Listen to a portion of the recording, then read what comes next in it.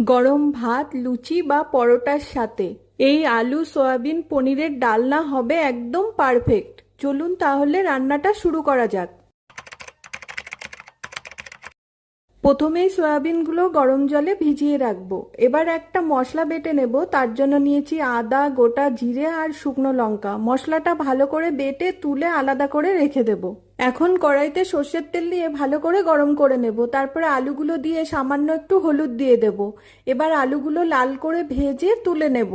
এরপর সয়াবিনগুলো দিয়ে সয়াবিনগুলোও লাল করে ভেজে নেব। তারপরে ভাজা হয়ে গেলে তুলে নেব। এখন পনিরগুলো দিয়ে দেব। এবার নেড়ে চেড়ে পনিরগুলো হালকা করে ভেজে তুলে আলাদা করে রেখে দেব।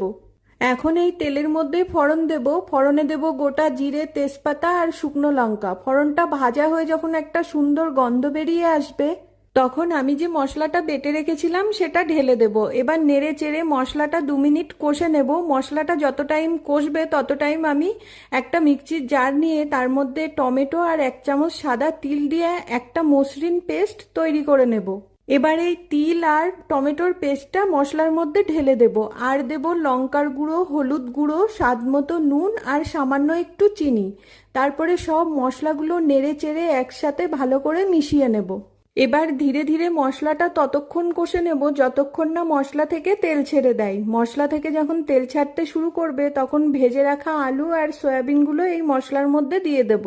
এখন নেড়ে চেড়ে মশলার সাথে ভালো করে মিশিয়ে নেব। তারপরে 2 থেকে 3 মিনিট মতো কষে নেব। এবার ঝোলের জন্য পরিমাণ মতো জল দিয়ে দেব। তারপরে নেড়ে চেড়ে ঝোলটাকে ফুটতে দেব। তারপর ঝোলটা যখন ভালোভাবে ফুটে উঠবে তখন এর মধ্যে দিয়ে দেব রোস্টেড কাসুরি মেথি। আর ভেজে রাখা পনিরগুলোও এখন এর মধ্যে দিয়ে দেব। তারপরে নেড়ে চেড়ে গ্যাসটাকে লো টু মিডিয়াম ফ্লেম করে কিছুক্ষণের জন্য ঢাকা দিয়ে রান্না হতে দেব। এবার ধীরে ধীরে আলু, সয়াবিন আর পনিরের মধ্যে মশলার স্বাদ মিশে যাবে। পুরো রান্নাঘর জুড়ে এমন একটা ঘরোয়া গন্ধ ছড়িয়ে পড়বে যে খাওয়ার অপেক্ষা করাই কঠিন হয়ে যাবে। তারপরে ঝোলটা ফুটে যখন ঘন হয়ে আসবে তখন ঢাকাটা খুলে উপর থেকে গরম মশলার গুঁড়ো আর 1/2 চামচ ঘি দিয়ে নেড়ে ভালো করে মিশিয়ে নেব। এবার গ্যাসটাকে বন্ধ করে 5 থেকে 7 মিনিটের জন্য রেখে দেব। এই সময় মশলার ফ্লেভারগুলো খুব সুন্দরভাবে সেট হয়ে যাবে। চাইলে উপর থেকে কয়েকটা কাঁচা লঙ্কাও দিতে পারেন।